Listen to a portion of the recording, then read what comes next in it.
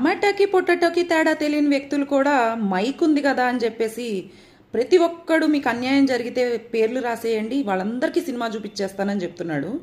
అసలు అన్యాయం నీ వల్ల కదా జనాలకి జరిగింది. నిజంగా కామెడీ విషయం ఏంటంటే, పెళ్ళాం చేత్తో తన్నులు తినే ప్రతి ఓడు మైక్ ఉంది కదా అని చెప్పేసి వచ్చేసి వార్నింగ్ ఇచ్చేస్తున్నారు. సినిమా నీకు చూపించారు జనాలు. 2019లో నువ్వు ఎలా సీఎం అయ్యావో అది నిజంగా మాకు కామెడీగా ఉంది. 2019 తీసేస్తే సంవత్సరం క్రితం నీకు సినిమా చూపించారు. 11 సీట్లలో ప్రతిపక్షంలో కూడా లేకుండా ఉండిపోయావు. స్కీములు స్కాములు అని చెప్పి ఏయో మాట్లాడి ముసలి కన్నీళ్ళు నడుస్తూ ఎక్కడ శవం దొరికిద్దా, శవయాత్ర చేద్దాము, లేకపోతే నవ్వుకుంటూ వెళ్ళి వాళ్ళని, బాధలో ఉన్న వాళ్ళని వెక్కిరిద్దాము అని చూసే నీలాంటి వాడికి నిజంగా ఈడీ త్వరలోనే సమాధానం చెప్పబోతుంది.